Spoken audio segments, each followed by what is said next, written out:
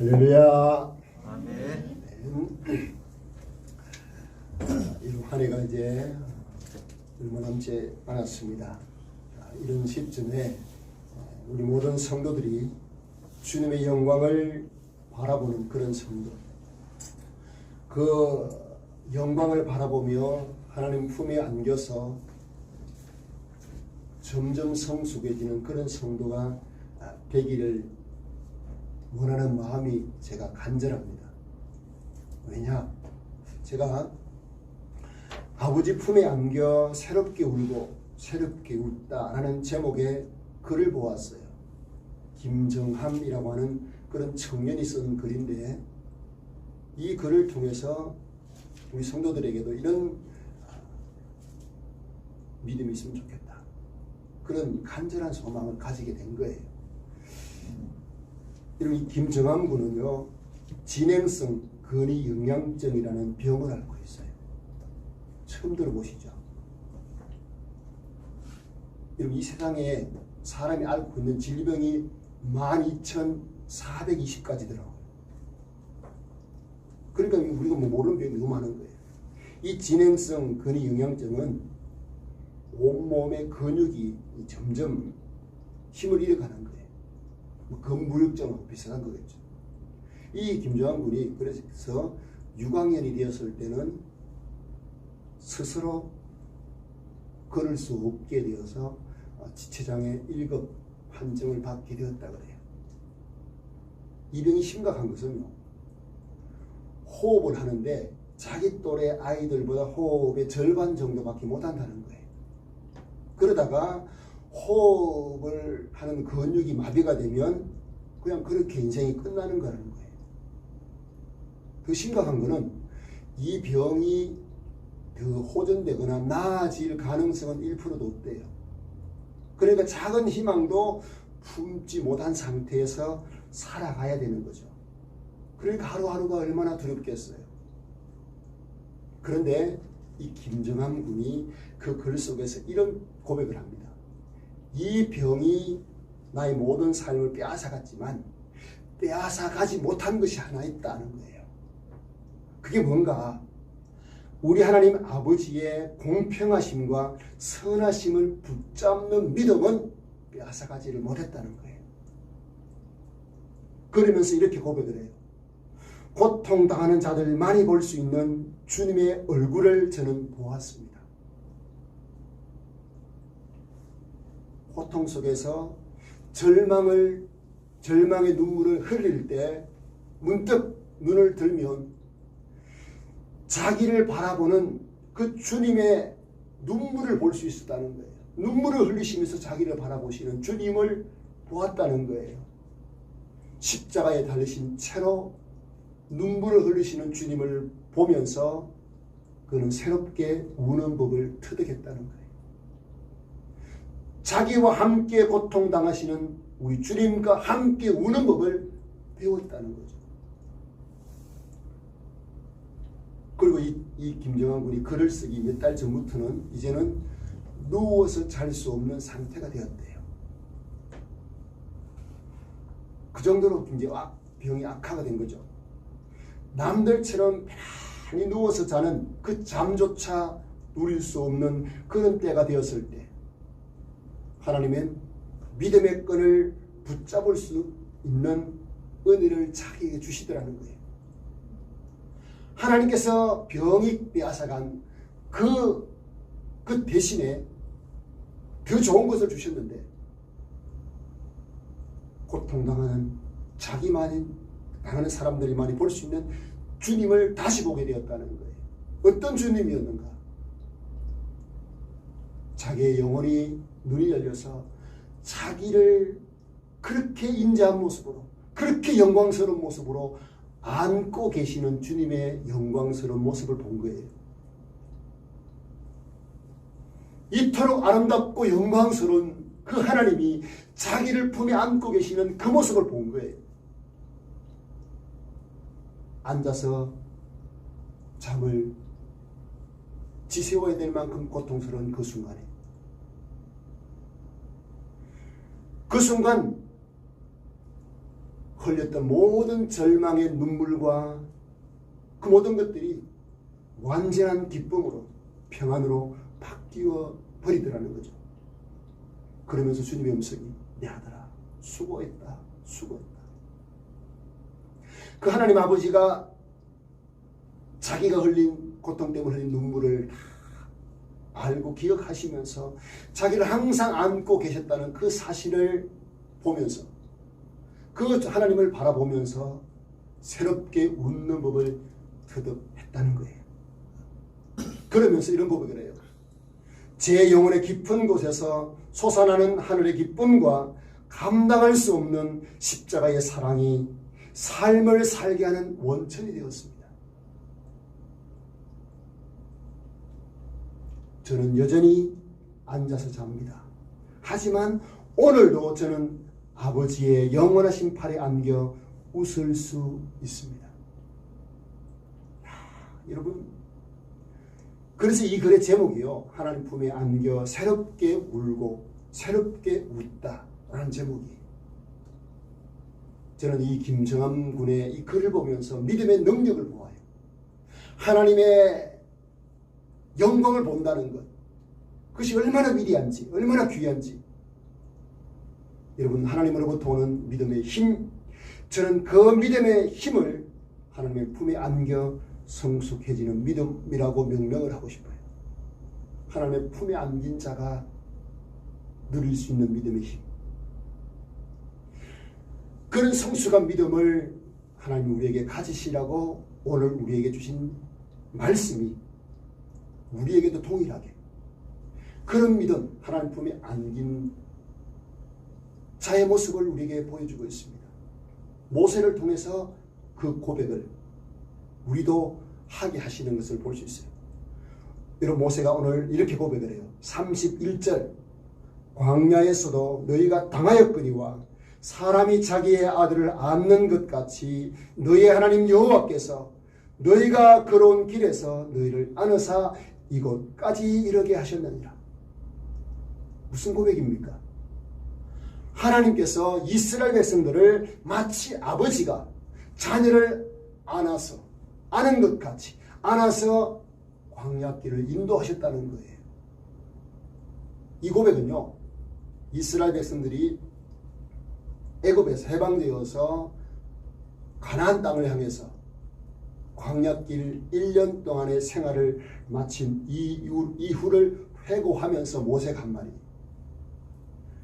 그 광야길 1년의 생활이 얼마나 힘든 삶이었느냐. 19절에 보면 그 크고 두려운 광야라고 표현하고 있어요. 그만큼 위험과 어마어마한 공포가 도사리고 있는 곳이 광야였다는 거예요. 그러니까 그 광야에 들어선 이스라엘 백성들은 말로 다 할 수 없는, 말로 설명할 수 없는 그런 어려움을 겪은 거죠. 그래서요, 출애굽기 15장에 보면 그 광야길에서 물을 구하지 못해서 모세를 원망하는 이스라엘 백성들의 모습을 볼 수 있어요. 그리고 16장에 가면 며칠을 굶었는지 배가 고파서 못 살겠다고 아우성치는 그런 모습도 볼 수가 있어요. 그리고 17장에 가면 마실 물이 없어가지고 막 원망과 불평을 쏟아냅니다. 짐승들이 쓰러지고 아이들이 막 징징대고. 그러니까요, 모세를 향해서 이 백성들이 돌을 들어서 막 던지려고, 왜 우리를 이렇게 인도해가지고 이런 고통스러운 삶을 살게 하느냐. 그런 광야 생활이었어요. 그리고 그들의 삶은요, 광야 여정을 가야 되니까, 가나안 땅을 향해 가야 되니까 늘 텐트를 쳤다가 언제 떠나야 될지 몰라요. 그냥 한 곳에 정박하는 것이 아니고, 그러니까 불안정한 생활을 하면서 늘 공포에 사로잡힌 그런 삶이 광야의 삶이었어요. 먹는 식단을 못했어요. 매일 만나였어요. 아침에도 만나, 점심 때도 만나, 저녁 때도 만나. 가끔 가다가 메추리 고기를 먹을 수 있었죠. 그러니까 얼마나 그들에게 힘든 그런 광야였겠어요. 고달픈 삶 그 자체였을 거예요. 그러니까 이런 백성들이 신경이 얼마나 날카로워져 있겠습니까? 분쟁도 있고 막 불평도 있고 막 짜증스러운 그런 광야길이었을 거예요. 그러니 이스라엘 백성들이 보기에 자기들 눈에는 광야 생활이 하나님 품에 안겨서 걸어온 삶이다. 이게 안 받아지는 거죠. 받아들여질 수가 없는 거죠. 수긍이 안 되는 거예요. 죽지 못해서 막 끌려가는 듯한 그런 삶이 아니었을까 상상을 해볼 수가 있어요. 이러니 모세가요, 너희는 지난 1년 동안 하나님 아버지 품에 안겨서 이 광야를 지나왔다 라고 하는데도요 전혀 마음에 와닿지가 않는 거예요. 믿어지지가 않는 거예요. 자, 그래서 여러분 32절 보세요. 이 일에 너희가 너희의 하나님 여호와를 믿지 아니하였다. 모세의 말을요 과장된 말, 거짓말로 받아들인 거예요. 무슨 하나님 우리를 인도하셨다고. 이렇게 힘든 광야였는데, 그렇게 공포스러운 광야였는데. 자, 그런데 이건 모세는 어땠습니까? 모세는요 똑같이 1년을 광야를 지나오면서 백성들과 달리 하나님께서 자기들을 품에 안아서 여기까지 인도하셨다. 그렇게 보고 그렇게 고백하고 있는 거 아니겠습니까? 여러분, 무엇이 모세로 하여금 이처럼 험난한 그 광야 생활을 넣고 백성들과는 전혀 다른 시각을 가질 수 있게 했을까요? 모세는 다른 방법으로 광야 생활을 했나요? 똑같은 삶이었어요. 똑같은 삶. 혼자 구름 타고 뭐 그렇게 귀한 광야가 아니었어요. 똑같이 고생하면서 어쩌면요 모세는 백성들보다 힘들어도요 수백 배 더 힘들었을 거예요. 왜 그렇습니까? 80의 나이에 200만이 넘는 그런 백성들을 이끌고 그 광야길을 헤치고 나간다는 거, 그들을 진두지휘한다는 거, 그게 쉽겠습니까? 한 가정의 가장으로서 부모로서 살아가는 그 삶도 힘든데, 버거운데 200만을 광야에서 여러분 이끈다. 이게 여러분 피를 말리는 그런 위치 아니었겠습니까? 그럼에도 불구하고 모세에게는 전혀 다른 점이 있었죠. 그 광야의 고난의 통로를 고난으로 보지 않았다는 거죠. 하나님 품에 안겨서 걷는 은혜의 통로로 봤다는 거예요. 여러분, 상황을 보는 시각이 달랐던 거죠. 백성들은 숨막히는 광야라는 환경만 본 거예요. 그거 쳐다보면서 절망했지만 모세는 전능하시고 자비로우신 하나님 아버지를 향해서 눈을 고정시켜 놓았던 거예요. 이스라엘 백성들이 아래의 것만 보았다면 모세는 위의 것, 하나님만 보았어요. 하나님의 약속만 붙들었어요. 이게 모세와 이스라엘 백성들의 차이의 시작이었어요. 이런 모세는요 광야의 여정을 돌이켜볼 때 안아주시는 아버지의 품, 그 따뜻한 아버지의 품, 안전한 아버지의 품, 안아주는 하나님의 은혜였다. 그 말 빼놓고는 도무지 지난 1년을 설명할 수 없었다. 그 고백인 거예요. 여러분, 김정한 군 이해가 됩니까? 그런 상황 속에서 여러분 그런 고백, 지금 모세가 하는 고백이 이해가 됩니까? 근데 모세는요 오늘 본문을 보시면 중요한 세 가지를 지적하는 것을 볼 수가 있어요. 30절 이하를 보면요 이제도 너희를 위하여 싸우실 것이며 그렇게 말씀을 해요. 무슨 말씀입니까? 이스라엘 백성을 품에 안고 지금까지 광야를 걸어오면서 그들을 대신해서 하나님이 싸워주셨다는 거예요. 위험한 것들을 제거해 주셨다는 거죠. 아말렉이 공격해 왔을 때 그 전투에서 생명을 지켜주셨고 광야의 그런 사나운 짐승들로부터 그들을 안전하게 인도해 주셨던 것이죠. 그래서 그렇게 고백한 거예요. 그리고 31절 이하를 보시면 이곳까지 이르게 하셨다.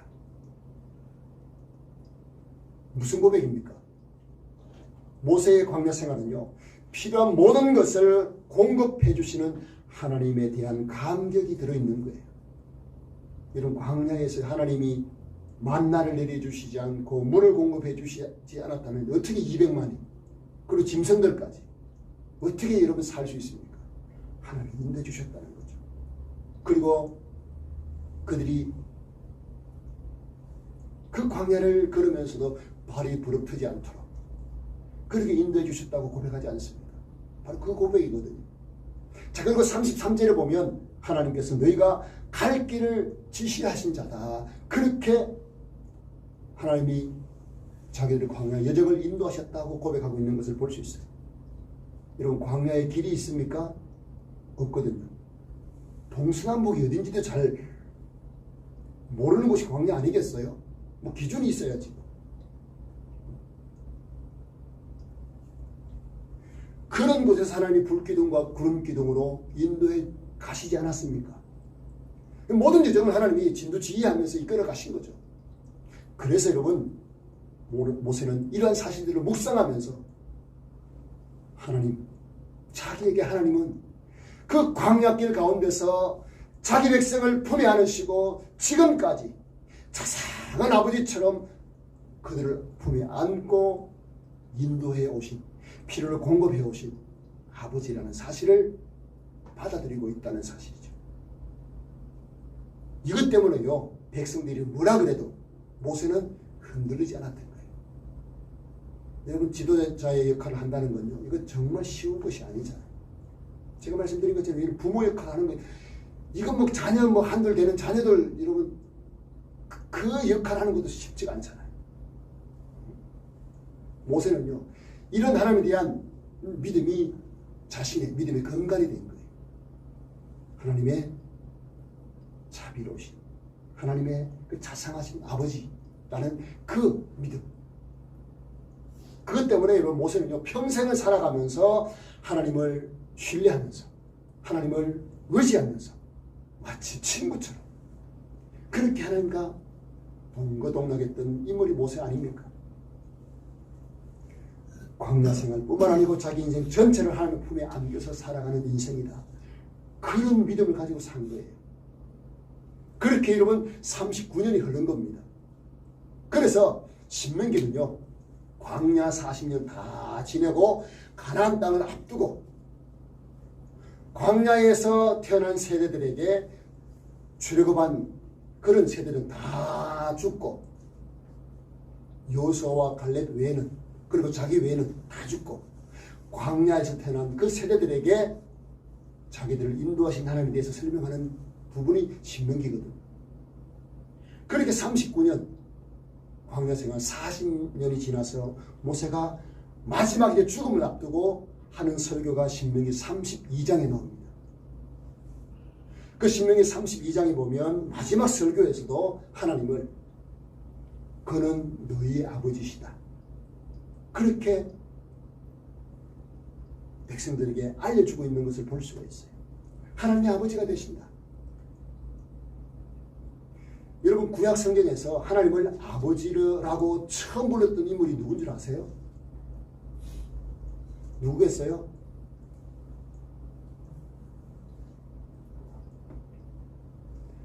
어려운 건 제가 질문을 안 합니다.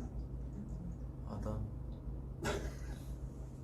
모세입니다. 모세니까 제가 질문을 드린 거예요. 구약에는요, 하나님이 자신을 아버지라고 말씀하신 적이 없어요. 그런데 모세는 자기와 자기 백성들을 인도하시는 하나님을 보니까 마치 아버지 같은 거예요. 그래서 처음으로 불렀어요. 하나님 아버지로. 그래서 숨이 끊어지기 전에도 자기 백성들에게 하나님이 너희 아버지가 아니시냐, 그렇게 깨우쳐 주는 것을 볼 수 있거든요. 그래서 신명기 33장 27절 임종을 앞두고 이렇게 고백을 해요. 영원하신 하나님이 너희 처소가 되시니 그의 영원하신 팔이 너의 아래에 있도다, 그렇게 말을 해요. 쉽게 표현하면 이런 거예요. 하나님의 영원하신 팔이 너희들을 끌어안고 품고 계신다. 그분이야말로 너희의 고향이고 그분이야말로 너희의 품이시다. 너희의 안식처가 되신다. 누가요? 하나님. 모세는 이런 믿음에 변함이 없었어요. 변함이 없었어요. 광야 생활 1년 동안도 아니 40년 동안도 광야 생활 변함이 없이 하나님을 자비로우신 하나님, 자기를 안아서 인도해 오신 하나님, 그 하나님으로 받아들이고 있는 모습을 볼 수 있어요. 그 생각과 믿음을 버리지 않았어요. 이게 여러분 백성들과 다른 점이었습니다.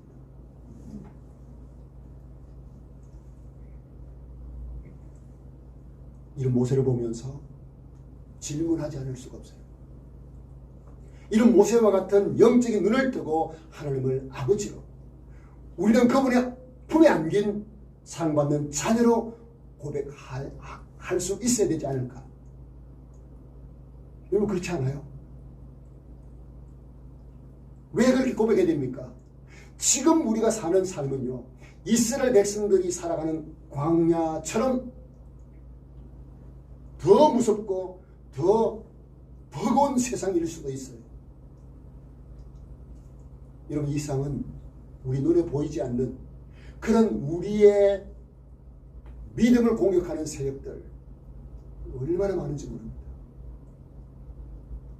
우리가 보는 주위의 사람들의 가진 가치관의 영향을 받기도 하고요.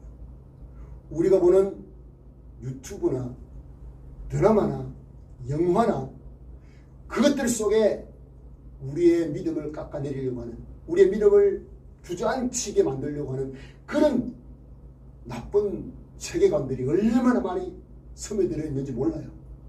나도 모르게 여러분 영향을 받아요.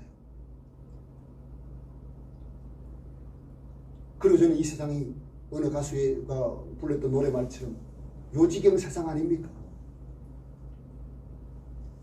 희망을 둘 수 없는 그런 세상 아닙니까?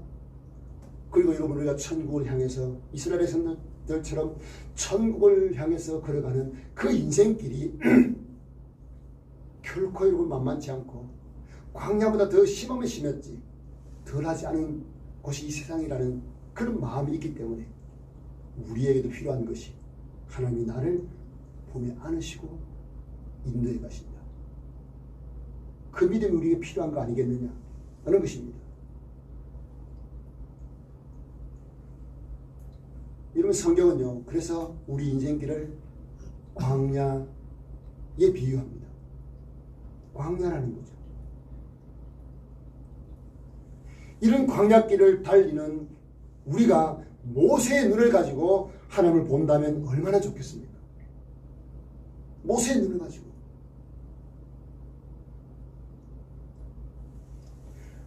그런 모세의 눈을 가지고 나그네의 인생길을 그렇게 한평생 살 수 있다면 얼마나 좋겠습니까? 저는 그런 성도 될 수 있기를 축복합니다. 아멘. 여러분 우리가 알아야 될 건요, 우리는 구약시대의 성도들보다 훨씬, 아니 모세보다 훨씬 우리는 복을 많이 받은 사람이에요. 어떤 면에서? 하나님이 어떤 분이신지를요, 우리는 훨씬 더 잘 배우고 알 수 있는 그런 은혜를 받은 자이기 때문에 그래요. 여러분 모세 그전에는 아무도 하나님을 아버지를 안 불렀거든요.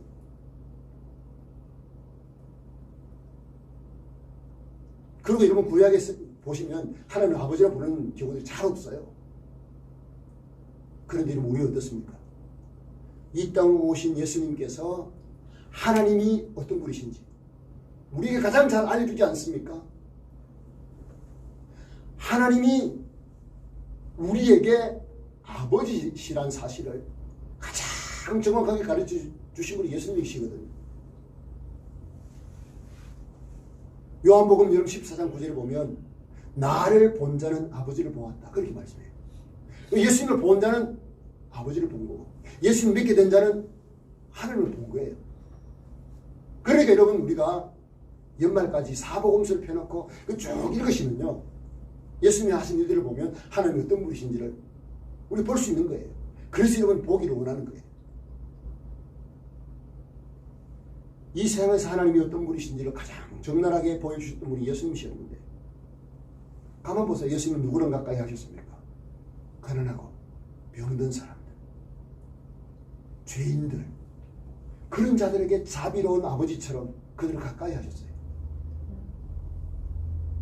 그들을 용서하시고 품어주신 하나님 아니셨습니까? 그래서 여러분 마태복음 7장 11절에는 예수님이 뭐라 말씀합니까? 너희가 악한 자라도 좋은 것으로 자식에게 줄 줄 알거든 하물며 하늘에 계신 너희 아버지께서 구하는 자에게 좋은 것으로 주시지 않겠느냐. 할렐루야. 아멘. 무슨 말씀입니까?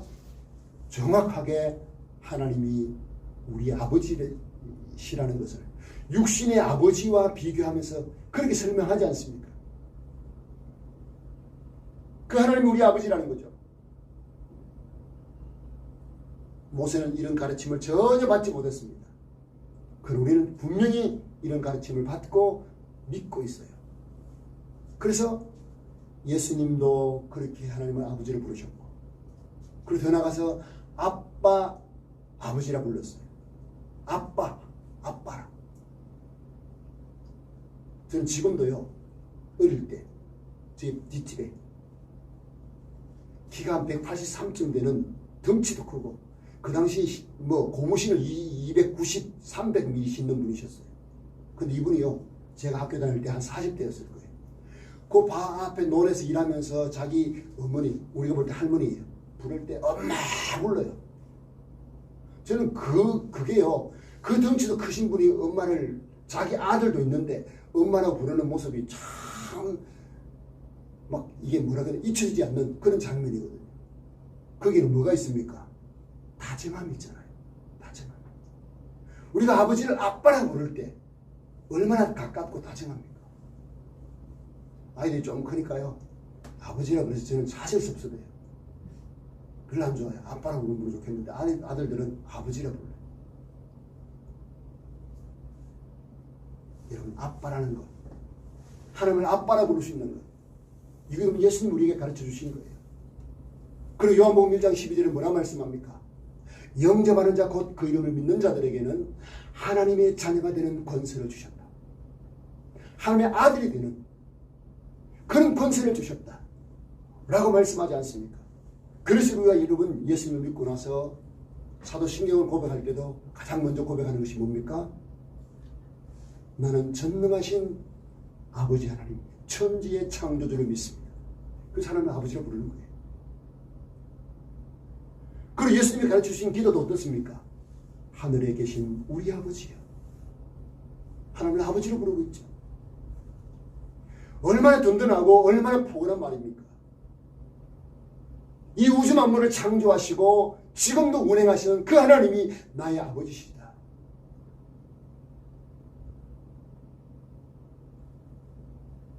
이게 여러분 얼마나 여러분 우리의 영광스러운 일이고 대단한 일입니까? 근데 여러분 여기서 우리는 우리 자신에게 정말 진지하게 질문해야 될 것이 하나 있어요. 그게 뭔가 하면 하나님을 나의 아버지로 믿는다고 입술로 고백하지만 이 무서운 세상에서 나를 안고 걸어가시는 아버지라는 사실이 정말로 믿어지느냐 하는 거예요. 내가 입술로 하나님을 아버지라 부르고 있어요. 근데 그 하나님이 나를 정말 품에 안고 이 험한 세상을 인도하시는 하나님으로 믿고 있느냐는 거예요.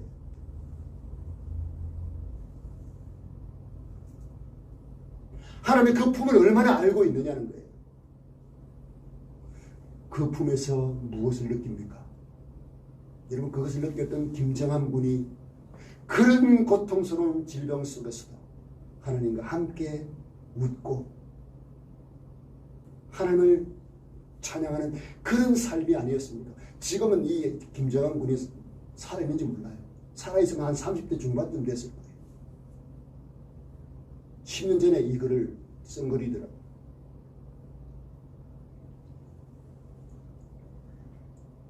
근데 여러분 정말 우리가 이 험한 세상을 살아가면서 하나님 품에 안겨서 내가 살아가고 있다. 이것이 여러분 느껴지고 그 감격 때문에 이 험한 세상도 당당하게 살아갈 수 있다면, 그런 성도라면 저는 이런 가정을 뚝 떼어내고 우리가 그런 삶을 사는 성도가 될 수 있기를 축복합니다. 아멘. 하나님 품에 내가 안겨서 살아가고 있다. 그 믿음. 사실 여러분 아무리 하나님을 아버지라 부르는데 이런 믿음이 없으면요, 이런 품에 안겼다는 이런 감격이 없으면요, 하나님이 든든하지가 않은 거죠. 여러분 누군가에게 안긴다는 것, 이거 머리로 아는 차원에서 그치지 않잖아요. 사랑하는 남녀가 이렇게 포옹을 하고 헤어지면 어떻습니까? 그 처음 포옹했다 그러면 헤어지고 나서도 그 포옹했을 때 그 따뜻함, 그 짜릿함, 그 못 잊잖아요. 그런 감정이 따라오잖아요. 우리가 하나님을 아버지로 믿고 그분의 품 안에 안겨서 내가 살아가고 있는 삶이다. 이게 그냥 머리로 알 수 있는 게 아니라는 거죠. 그것은 진짜 평안함을 누리는 거죠. 그래서 그것이 여러분 우리의 삶의 원동력이 된다는 그 김정한 군의 그 고백이 틀리지 않은 거예요. 오늘 모색하는 이 고백이 틀리지 않은 거죠. 여러분 자녀의 입장에서요, 자기를 한 번도 안아주지 않는 아버지라면 자식이 아버지의 사랑을 제대로 느끼지 못할 거예요. 한 번도 사랑한다는 말을 하지 않는 그런 부모 밑에서 자란다면 부모님이 나를 사랑하는지 잘 모를 거예요. 저는 우리 성도들이 입으로 하나님을 아버지라 부르면서 가슴은 냉랭한 그분에 대해서 그런 성도가 아니기를 바라요. 오늘 성령 하나님께서 모두에게 하나님은 나를 품에 안으시고 나를 인도해 가시는 분이시다. 그 믿음을 여러분 하나님께서 주시길 바랍니다. 요즘은요 학자들이 연구들 많이 하잖아요. 건강한 아이, 정서적으로 또 모든 면에서 전인격적으로 건강한 아이들을 보니까요, 어떤 아이들인가? 부모님에게 부모들이 많이 안아주는 아이들, 그런 아이들이 건강한 정서를 가지고 전인격적으로 건강하게 자라더라는 거예요. 요즘 여러분 유치원의 아이들, 어린이집의 아이들, 그런 아이들 선생님이 따뜻하게 안아주면 그 선생님에게서 누구의 사랑을 느낍니까? 어머니의 사랑을 느끼는 거예요. 그러니까 그 아이들이 사회에서 이렇게 커가는 거 아닙니까? 안아주면 안아줄수록 건강한 아이로 자란다면 그게 우리 육신에게만 해당될까요? 우리 영혼도 마찬가지입니다. 하나님이 나를 안아주신다는 그 안아주심의 그 감정, 그 믿음이 크면 클수록 우리의 영혼은 건강해지는 거예요. 여러분 그렇지 않겠어요?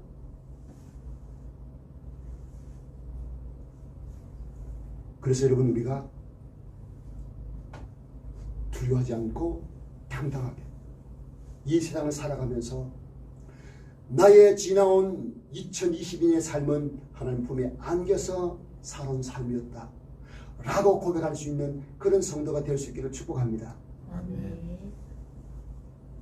그러면요 어떻게 하면 하나님이 나를 안아주시는 아버지로 경험하며 살 수 있을까? 어떻게 하면? 그렇지 못한 분도 없지 않아 있을 거거든요. 어떻게 될 것인가? 하나님이 나를 안아주고 계신다. 하나님이 나를 위해서 예수님을 주신 만큼 사랑하신 하나님이 나를 그냥 내버려 두시지 않는다. 이런 믿음의 확신을 갖는 겁니다. 이 믿음이 뭡니까? 구원 얻는 믿음은요 하나님 주시는 거예요. 그러나 하나님 의지하는 믿음은 그 하나님을 내가 알아가면서 우리가 감정적으로 의지적으로 가지는 거거든요. 그래서 하나님이 나를 품어주시고 나를 안아서 내 인생을 인도해 가실 하나님이시다. 그것을요 확신하는 겁니다.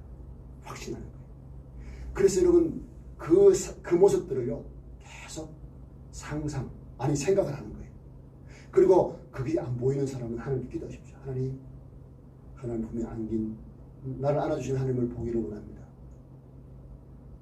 보는 자는요 달라집니다. 보는 자는 그 하나님이 자기 인생의 원동력이 되는 것이죠. 그리고 여러분 하나님이 아버지가 되신다는 사실을 계속 묵상을 하셔야 돼요. 계속 묵상하는 거죠. 그리고 하나님이 나를 안아주신다는 그 은혜를 체험하려면 그 하나님 품에 안겨서 사는 자녀처럼 사셔야 돼요. 이게 중요한 겁니다. 하나님 품에 안겨서 사는 자처럼 사는 거예요. 이게 여러분 경험이 안 되신 분들은 그렇게 사는 거죠. 그게 아닌데 그렇게 사는 것이 아니고 실제로 안고 계시기 때문에 그런 거예요. 하나님께서 나를 품에 안고 계신다. 힘들고 어려울 때. 여러분 그걸 본 김정한 군이 그런 고백하잖아요. 그분의 사랑, 그분의 안아주심이 내 인생에 살아갈 원동력이 된다. 어떤 신학자가 이런 말을 합니다. 성자가 되고 싶으면 성자처럼 행하라. 성자가 되고 싶으면 성자처럼 행하라. 하나님의 품에 안긴 자처럼 살고 싶으면 그렇게 품에 안긴 자처럼 행동하며 살아나는 거죠. 그러니까 두려움도 내려놓고 염려도 내려놓고. 할렐루야. 아멘. 여러분 이거요 계속 이런 말씀드리지만 이거 안 되면 우리의 믿음은 내 삶을 변화시키는 믿음이 아닌 거예요. 그냥 종교 생활로 끝나는 거예요. 그래서 여러분 우리가 자꾸 내 자신의 믿음을 점검하는 차원에서 말씀 앞에 서야 되는 겁니다. 오늘 서두에서 말씀드린 이 김정한 군이요 자기 자신을 안아주시는 하나님의 은혜로 인하여서 그 고통 속에서도 웃게 되었고 영혼 깊은 곳에서 솟아나는 하나님의 기쁨과 그 감당할 수 없는 십자가의 사랑, 그 사랑이 자신의 삶을 살게 하는 원천이 되었다. 원동력이 되었다. 그렇게 고백하지 않습니까? 더 감동이 되는 것은요. 이런 기쁨을 다른 사람들과 나누고 싶다. 그런 고백의 글로 마무리를 해요. 제가 한번 읽어드릴게요. 제가 받은 그 놀라운 또 하나의 은혜는 이 기쁨이 끝이 아니고 시작에 불과하다는 것입니다. 제 주위의 많은 사람들 역시 그들 나름의 크고 작은 고통을 안고 살아가고 있습니다. 저는 그들에게 결코 세상이 줄 수 없고 오직 주님만이 주실 수 있는 기쁨을 나누어 주는 삶을 살고 싶습니다. 이 기쁨을 나누면 나눌수록 아버지가 주시는 더 큰 기쁨을 누리게 될 것을 확신합니다. 그리하여 저는 그들의 손을 잡고 함께 우리 하나님 아버지 품에 안겨 하나님 나라와 의를 위해 기쁨과 감사함으로 인내하며 달려갈 것입니다. 그러면서 마지막 부분을 이렇게 끝을 맺습니다. 비록 지금은 제 육신의 연약함 때문에 제 몸이 온전치 않고 불편할지라도 제 생이 다하는 그날 제가 저 천성에 12진주문을 지나 우리 하나님 아버지의 영광을 온전히 보며 기쁨으로 뛰노는 모습을 바라볼 때 남은 삶을 하나님의 영광을 위해 온전히 불태울 수 있을 것입니다. 여러분 이 고백이 하나님 품에 안겨서 살아가는 저와 여러분의 고백이 될 수 있기를 주님의 이름으로 축복합니다. 아멘. 지난 2022년은 하나님 품에 안겨서 살아온 한 해였고 다시 살아야 될 2023년 또한 하나님 품 안에서 살게 될 한 해라는 사실 고백하는 그런 저와 여러분 될 수 있기를 주님의 이름으로 축복합니다. 아멘. 자, 우리 찬양 드리십시다. 405장